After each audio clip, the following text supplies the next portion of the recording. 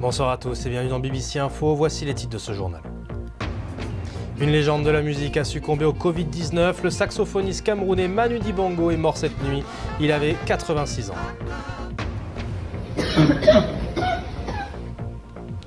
Des scènes surréalistes à Madrid, des patients à même le sol. Avec 40 000 cas, l'Espagne est le deuxième pays le plus touché d'Europe par le Covid-19. Et coup de tonnerre en sport, les Jeux Olympiques de Tokyo sont reportés d'1 an à cause du coronavirus.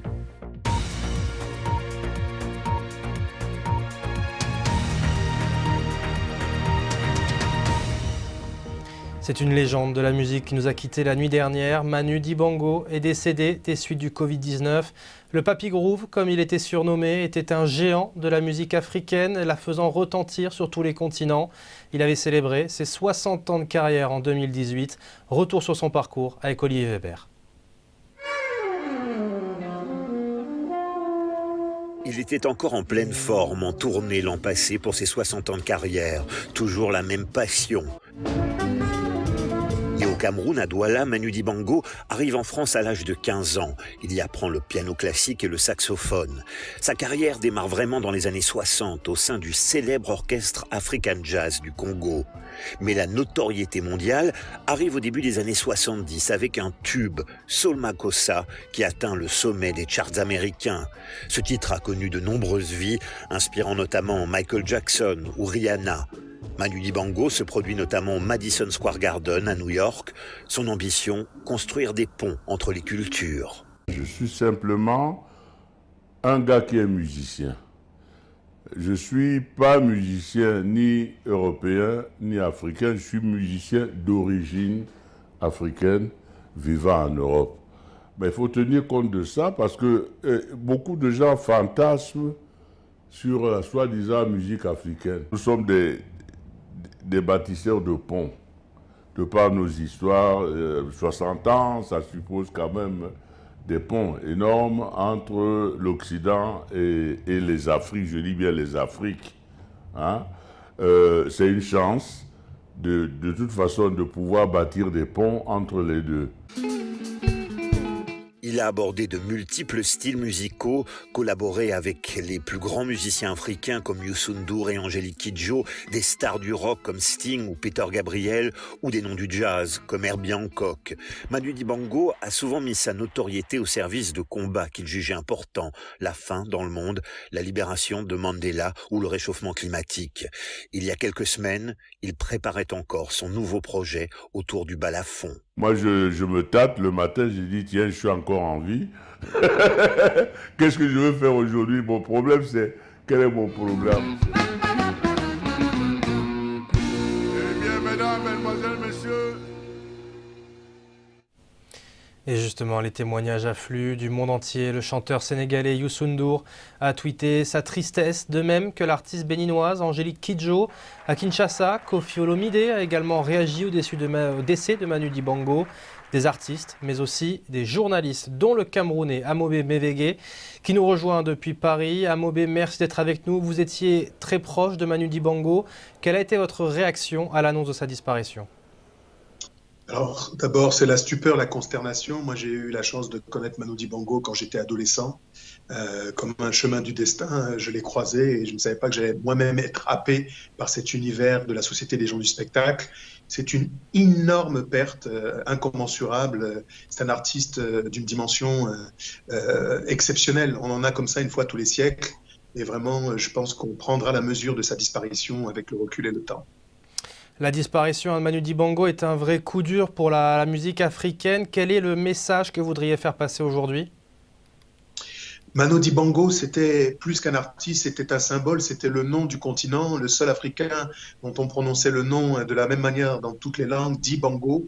C'est quelqu'un qui a jeté des ponts, vous l'avez vu, hein, vous l'avez entendu, entre toutes les composantes de la diaspora afro, la Caraïbe, les Afro-Américains, les Afro-Cubains, les Afro-descendants, et bien sûr le cœur du continent, la musique jazz qu'il voulait rebaptiser, qu'il voulait relabelliser, mais c'est aussi surtout quelqu'un qui disait que voilà, on est africain, mais on parle aussi à l'universel. Manu Dibango avait des rêves, des ambitions. Je pense qu'il est pas aujourd'hui le moment venu de faire le bilan, mais il est regrettable que certains artistes qui ont une telle puissance, une telle portée, ne soient pas davantage accompagnés. On va y revenir dans un instant, mais tout d'abord, j'aimerais parler de votre hommage sur votre page Facebook. Vous parlez évidemment de tristesse, mais aussi de colère à propos justement des rumeurs concernant sa disparition. Est-ce que vous pouvez nous en dire un petit peu plus ? Alors, la colère, parce que Manu a d'abord été victime d'une embolie pulmonaire à 86 ans. C'était déjà énorme qu'il en réchappe. Ensuite, il a été atteint par ce virus. Mais d'ores et déjà, on voyait des gens qui s'égosillaient sur les réseaux sociaux alors qu'il était toujours parmi nous. Mais au-delà des réseaux sociaux, c'est vraiment parce que moi, je vous le dis, depuis l'âge de 14 ans, j'échange avec lui, j'ai ce privilège. Son rêve, c'était de construire des académies, de conservatoires de musique dans toutes les capitales africaines. Et j'interpelle la classe politique africaine, son sens de la responsabilité ou de son irresponsabilité. Où en est-on aujourd'hui? Pourquoi n'y a-t-il pas eu la possibilité pour cet artiste, alors que c'est un nom qui a infusé, qui a inspiré Michael Jackson, Quincy Jones et tant d'autres, comment se fait-il qu'il n'y ait pas davantage aujourd'hui de reconnaissance pour des artistes de leur vivant? Il n'y a pas, Myriam Makeba, c'est pareil. Donc la grande tristesse de perdre un artiste d'une exceptionnelle dimension, avec un cœur gros comme ça, chacun a son Manu Dibango. Vous allez sur les réseaux sociaux, vous verrez des photos avec des anonymes, et c'était ça, Manu Dibango, un grand rire et un grand génie, celui d'un artiste d'exception qu'on a perdu et dont on mesurera le talent dans les jours et les mois et les siècles peut-être qui viennent. Monsieur Mévégué, merci beaucoup pour ce témoignage très touchant à propos du décès de Manu Dibango, on le rappelle, des suites du Covid-19 à l'âge de 86 ans. Merci d'être avec nous. Le coronavirus justement qui continue son expansion à travers le continent. Et voici d'ailleurs les faits marquants de ce jeudi 24 mars. On commence au Ghana qui a doublé son nombre de personnes atteintes du virus, enregistrant désormais 52 cas et 2 décès. 400 personnes ont été arrêtées en Tunisie la nuit dernière pour avoir contourné le couvre-feu. Un couvre-feu nocturne qui est désormais imposé également au Sénégal. Le président Macky Sall a annoncé l'état d'urgence hier soir dans le pays, ainsi que différentes aides financières pour combattre le Covid-19. Le pays compte actuellement 86 cas. La vitesse de progression de la maladie nous impose de relever le niveau de la riposte. À défaut, nous courons un sérieux risque de calamité publique. À compter de ce soir à minuit, je déclare l'état d'urgence sur l'ensemble du territoire national.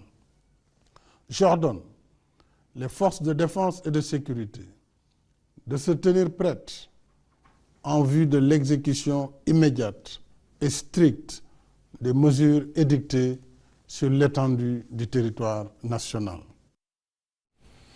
État d'urgence et couvre-feu également en Côte d'Ivoire, où le président Alassane Ouattara a annoncé qu'à partir de ce soir, les Ivoiriens ne doivent plus sortir de chez eux. Il a mis en place ce couvre-feu nocturne ainsi qu'un confinement progressif dans différentes régions du pays, car le pays compte 25 cas à l'heure actuelle. Autre annonce solennelle et très importante, celle de Cyril Ramaphosa, le président sud-africain, qui annonce un confinement total de 3 semaines à partir de jeudi soir. Une mesure drastique mais nécessaire pour la nation arc-en-ciel qui compte près de 600 personnes infectées et est donc toujours le pays le plus touché d'Afrique. À noter tout de même que la guérison de 160 personnes à travers le continent du Covid-19. Intéressons-nous maintenant au reste du monde, un monde confronté à un ennemi commun, le Covid-19. Ce sont les mots du secrétaire général des Nations Unies, Antonio Guterres, qui a appelé au calme et à la coopération durant ce combat contre la propagation du virus. Il appelle également à un cessez-le-feu de tous les conflits armés, car dans les pays ravagés par la guerre, les systèmes de santé se sont déjà effondrés. Je lance un appel à un cessez-le-feu global, immédiat, dans tous les coins du monde. Il est temps de mettre les conflits armés sous clé et de nous concentrer ensemble sur le véritable combat de nos vies. Aux partis en guerre, je dis, retirez-vous des hostilités, faites taire les canons, mettez fin aux frappes aériennes, c'est crucial. Aidez à créer des couloirs pour l'aide à la survie, pour ouvrir de précieuses fenêtres à la diplomatie, pour apporter de l'espoir aux endroits parmi les plus vulnérables. Mettons fin au mal de la guerre et combattons la maladie qui ravage notre monde.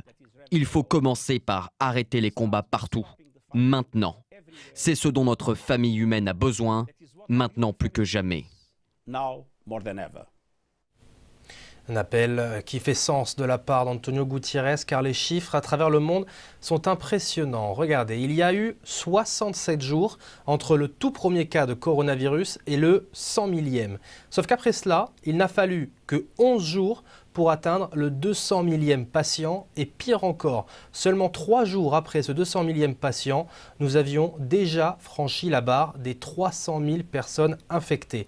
Et nous avons appris il y a seulement quelques minutes que nous avons passé la barre des 400 000 cas. Et la grande majorité d'entre eux sont en Europe où le virus se propage le plus rapidement, comme en Espagne qui compte plus de 40 000 personnes contaminées et où le chaos dans les hôpitaux est bien réel. Lamine Konkobo.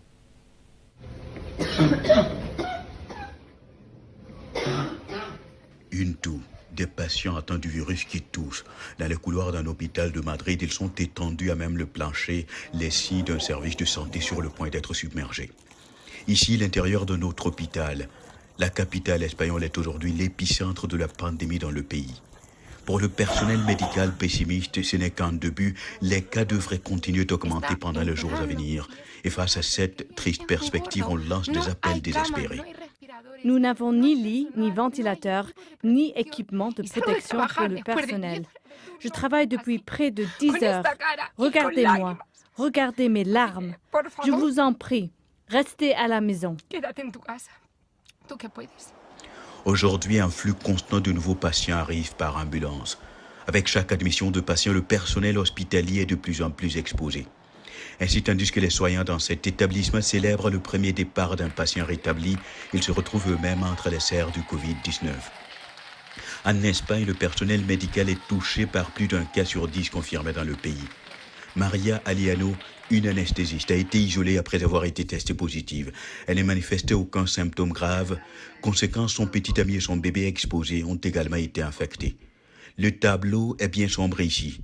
Maria attend un nouveau test et dans l'attente, elle garde espoir et pendant ce temps, son hôpital a besoin d'elle.